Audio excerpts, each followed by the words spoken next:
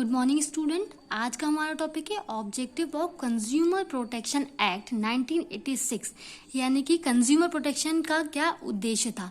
तो हम लोग को पता है ये एक्ट कब कमेंस हुआ था, 24 दिसंबर 1986 में ये एक्ट आया था। ठीक है, तो जब इस एक्ट को लाया गया तो ऑब्वियसली इसके पीछे कुछ ऑब्जेक्टिव या कुछ पर्पस होंगे जिससे ये कुछ अच्छा कर सके। तो आइए देखते हैं कि इसके क्या ऑब्जेक्टिव थे। अब इसके दो ऑब्जेक्टिव थे। पहला ऑब्जेक्टिव क्या था, to protect the interest of consumer in India, यानी कि इंडिया के अंदर कंज्यूमर के इंटरेस्ट को प्रोटेक्ट करना है या उसको बचा के रखना है, इसका पहला ऑब्जेक्टिव था। इसका दूसरा ऑब्जेक्टिव क्या था, to establish consumer redressal machineries, यानी कि कंज्यूमर रिड्रेसल मशीनरीज को स्टैब्लिश करना। अब इसको कंज्यूमर रिड्रेसल मशीनरीज के साथ साथ कुछ लोग इसको कंज्यूमर फोरम भी कहते हैं और कंज्यूमर कोर्ट के नाम से भी जानते हैं। ठीक है, कंज्यूमर रिड्रेसल मशीनरी अब ये क्या काम करेगी, तो जब ऑब्वियसली बात है कंज्यूमर रिड्रेसल मशीनरी इसको बिठा रहे तो ये कुछ ना कुछ क्या करेगी, रिजॉल्व करेगी। क्या करेगी, रिजॉल्व करेगी। अब क्या रिजॉल्व करेगी, डिस्प्यूट को रिजॉल्व करेगी। अभी डिस्प्यूट कहाँ से होगा या कहाँ का होगा, तो ये हम क्योंकि कंज्यूमर के लिए स्टैब्लिश किया है तो डिस्प्यूट किसका होगा, ऑब्वियसली बात है कंज्यूमर के डिस्प्यूट को रिजॉल्व करेगी। ठीक, कैसे करेगी, स्पीडी रिड्रेसल ऑफ ग्रीवियंसेस, यानी कि जल्दी से जल्दी शिकायतों को सॉल्व करेगी, यानी कि जो भी शिकायतें आएंगी उनको रिजॉल्व जल्दी से जल्दी करेगी। इस एक्ट को लाने की क्या नीड थी, तो इसकी नीड थी हमारे इंडिया में बहुत सारे केस ऑलरेडी पेंडिंग पड़े हैं। ठीक है, अब कंज्यूमर्स के भी बहुत सारी प्रॉब्लम्स होती हैं, बहुत सारी शिकायत होती है, तो उनको सॉल्व करने के लिए अगर कंज्यूमर भी नॉर्मल कोर्ट में अगर कंप्लेंट फाइल करेगा तो ऑब्वियसली बात है केसेस और पेंडिंग होते जाएंगे। तो उन सब से बचने के लिए इस्टेब्लिश किया कंज्यूमर रिड्रेसल मशीनरीज। ठीक, जिससे कि ये जल्दी से जल्दी क्या कर सके, शिकायतों को खत्म कर सके, जल्दी जल्दी से शिकायतों को रिजॉल्व कर सके। ठीक, अब जल्दी से जल्दी शिकायतें कम होंगी या रिजॉल्व होगी तो क्या होगा, जो भी उतनी ही जल्दी हमें क्या मिलेगा, कंपनसेशन मिलेगा या क्लेम मिलेगा। जो भी हमने क्लेम किया या कंपनसेशन के लिए कंप्लेंट फाइल की है वो हमें जल्दी से जल्दी मिलेगा। तो फायदा किसका होगा इसमें, बीइंग अ कंज्यूमर हमारे तो मजे आ गए। ठीक, तो कंज्यूमर्स के प्रोटेक्शन के लिए कर रहे हैं कि क्या, किस लिए, क्या कंज्यूमर के बेनिफिट के लिए स्टैब्लिश किया गया था क्या, कंज्यूमर प्रोटेक्शन एक्ट। अब क्या है आगे देखिए, क्या है इसकी एप्लीकेबिलिटी, यानी कि इसकी एप्लीकेबिलिटी भी तो होगी। तो देखते हैं इसकी क्या एप्लीकेबिलिटी है। एप्लीकेबिलिटी ऑफ कोपरा, यानी कि कंज्यूमर प्रोटेक्शन एक्ट की क्या एप्लीकेबिलिटी है।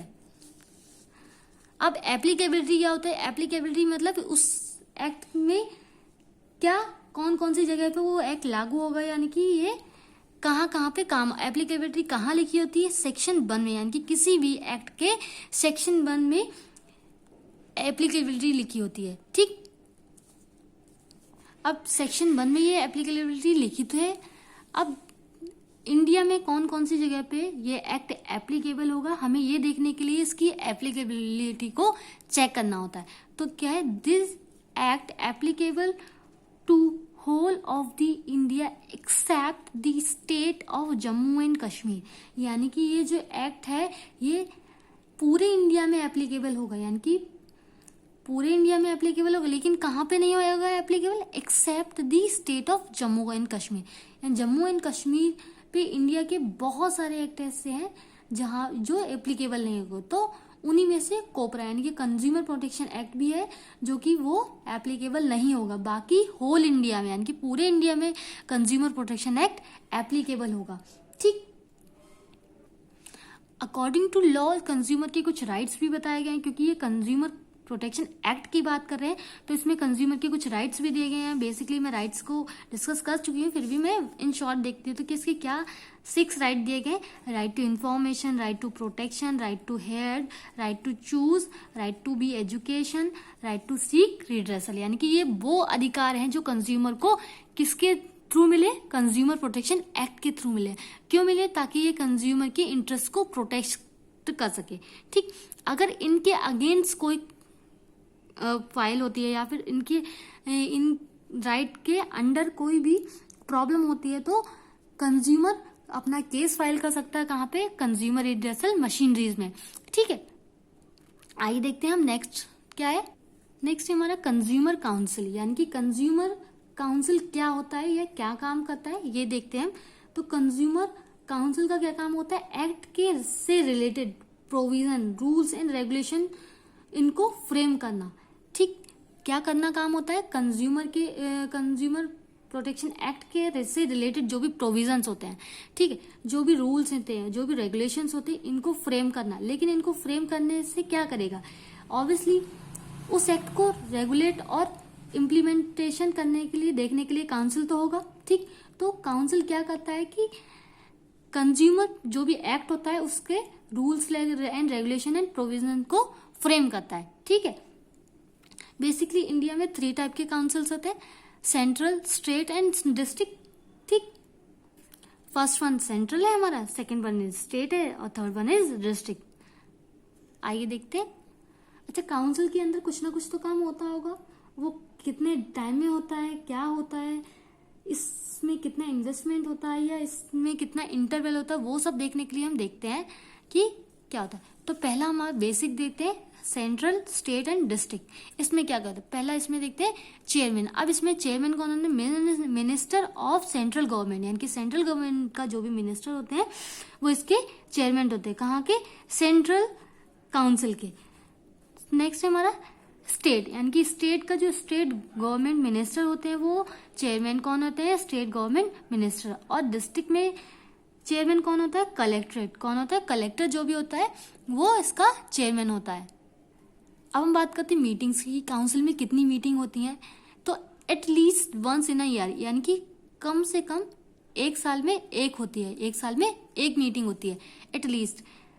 और स्टेट में कितनी होती है, स्टेट में at least twice in a year, यानी कि साल में 2। और डिस्ट्रिक्ट में कितनी होती है, at least twice in a year, यानी कि इसमें भी सेम 2 होती हैं। फिर बात करते हैं मेंबर्स की, यानी कि कितने मेंबर होते हैं। तो मेंबर्स मैक्सिमम 150, यानी कि मैक्सिमम मेंबर कितने होते हैं, 150 मेंबर्स होते हैं। और स्टेट में कितने मेंबर होते हैं, मैक्सिमम 10 मेंबर्स होते हैं। और डिस्ट्रिक्ट में कितने मेंबर होते हैं, as prescribe by state government, यानी कि जो स्टेट गवर्नमेंट जितने भी मेंबर्स प्रिस्क्राइब करती। तो ये कहाँ, ये किसमें प्रिस्क्राइब करिए, काउंसिल में, यानी कि हमारे कंज्यूमर काउंसिल की बात कर रहे थे। आइए हम देखते हैं कि कंज्यूमर रिड्रेसल मशीनरीज क्या है। तो अंडर द कोपरा, यानी कि consumer protection act, are 3 quasi judicial machineries have been set up from redressal of consumer dispute, यानी कि कंज्यूमर डिस्प्यूट के लिए 3 क्वाजी जुडिशियल मशीनरीज सेटअप की गई थी। कौन कौन सी, डिस्ट्रिक्ट लेवल पे, स्टेट लेवल पे और नेशनल लेवल पे। डिस्ट्रिक्ट लेवल यानी कि डिस्ट्रिक्ट कंज्यूमर कोर्ट या डिस्ट्रिक्ट फोरम। स्टेट लेवल पे SCDRC, यानी कि state consumer dispute redressal commission. National level पे क्या कहते हैं इनको, NCDRC, यानी कि national consumer dispute redressal commission. तो ये हमारे क्या है, ये कंज्यूमर रिड्रेसल मशीनरीज हैं। ठीक है, so now we are going to start consumer redressal machineries. अभी हमने डिस्कस किया था ये 3 टाइप की होती है, यानी डिस्ट्रिक्ट लेवल, स्टेट लेवल और नेशनल लेवल की।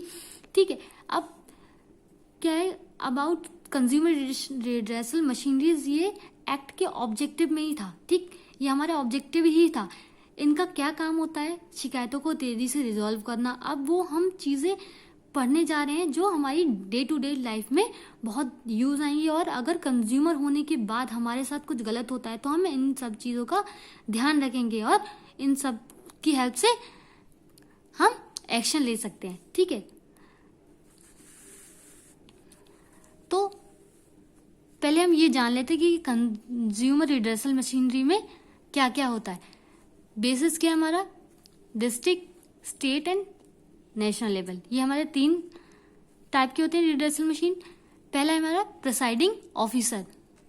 प्रिसाइडिंग ऑफिसर कौन होता है, हेड ऑफ CRM, यानी कि CRM यानी कंज्यूमर रिड्रेसल मशीनरीज का जो हेड होता है वो कौन होता है, प्रिसाइडिंग ऑफिसर होता है। ठीक है,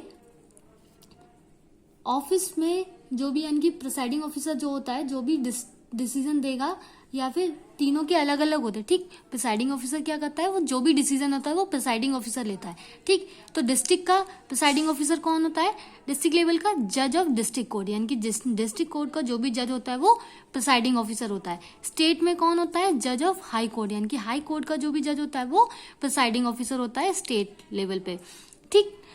और नेशनल लेवल पे कौन होता है प्रिसाइडिंग ऑफिसर, जज ऑफ सुप्रीम कोर्ट, यानी कि सुप्रीम कोर्ट का जो भी जज होता है वो प्रिसाइडिंग ऑफिसर होता है। फिर बात करते हैं हम टेन्योर की। टेन्योर क्या होता है, मीन्स ये ऑफिस में कब तक होल्ड करेगा, यानी कि ऑफिस को ये कब, टेन्योर मीन्स ऑफिस को जो भी हमारा प्रिसाइडिंग ऑफिसर वो कब तक ऑफिस को होल्ड करेगा, वो हमारा टेन्योर होता है। तो स्टेट लेवल पे वो हम पहले डिस्ट्रिक्ट लेवल का देखते हैं। तो डिस्ट्रिक्ट लेवल में इसका टेन्योर क्या होता है, 5 ईयर और 65 एज, यानी कि जो भी हमारा प्रिसाइडिंग ऑफिसर है उसकी वो सपोज फॉर एग्जांपल 62 एज है उसकी, ठीक, प्लस 5 ईयर उसको लेना है, ठीक।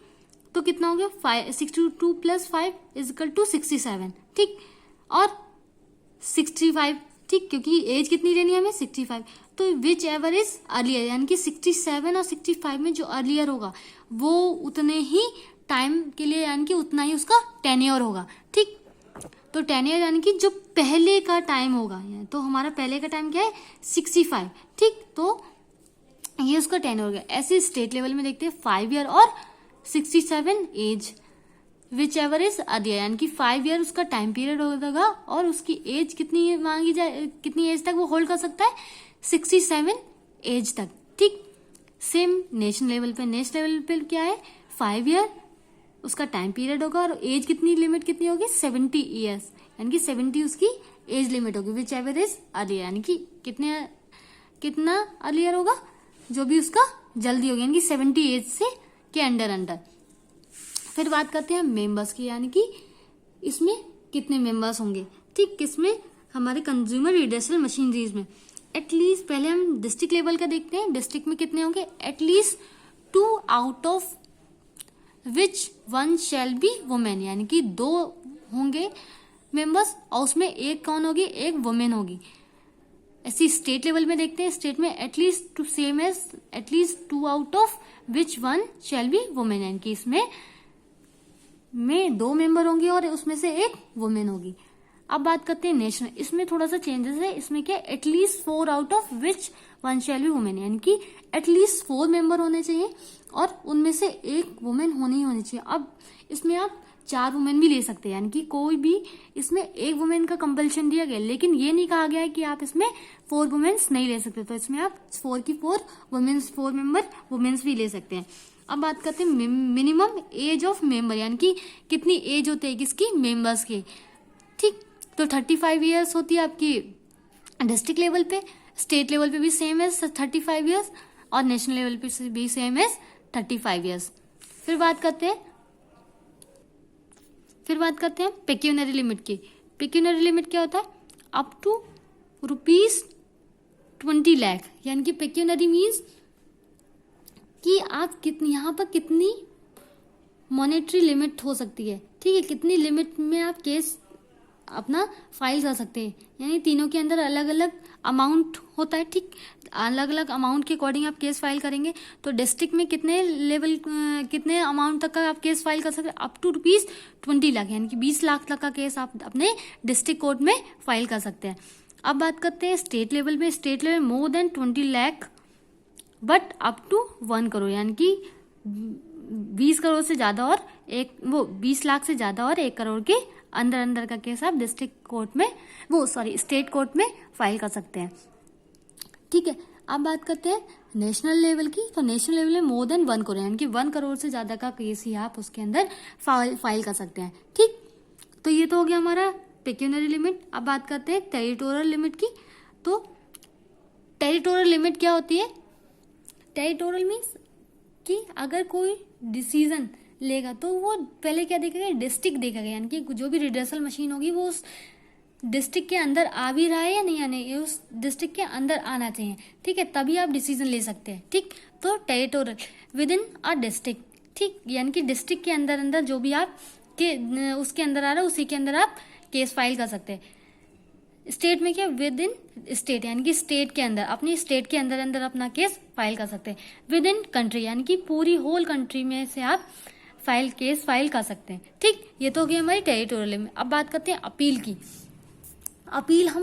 अपील क्या होता है, अपील हम कब करते हैं? ठीक है, तो जब हम अपनी कंप्लेंट लगाई, ठीक, हमने फॉर एग्जांपल हमने अपनी कंप्लेंट लगाई और कंप्लेंट के बाद डिसीजन आया, ठीक, और डिसीजन आने के बाद हम डिसीजन से डिससेटिस्फाइड हुए, हमें वो डिसीजन ठीक नहीं लगा, तब हम बोलते हैं कि हम हायर लेवल पे अपील करेंगे। ठीक है, दैट मीन्स फर्स्ट लेवल पर तो अपील नहीं होगी। ठीक, यानी कि डिस्ट्रिक्ट लेवल पे तो अपील होगी ही नहीं।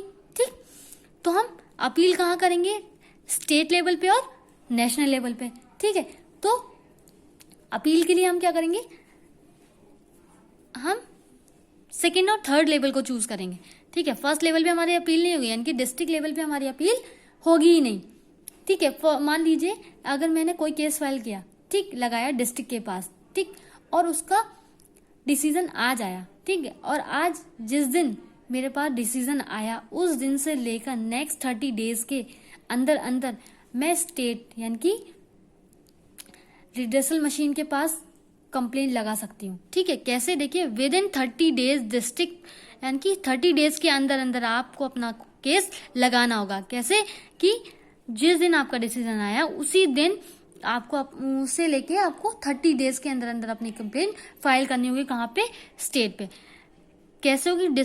ये आप सोचे डायरेक्ट डिस्ट्रिक्ट में ना करके डायरेक्ट स्टेट में कर दे, नहीं, ये इसका सीक्वेंस होगा। कैसे होगा? पहले आप डिस्ट्रिक्ट में करेंगे, डिस्ट्रिक्ट में जब आपका डिसीजन आ जाएगा और आप उस डिसीजन से सेटिस्फाइड नहीं होंगे तब आप डिस्ट्रिक्ट से स्टेट लेवल पे करेंगे।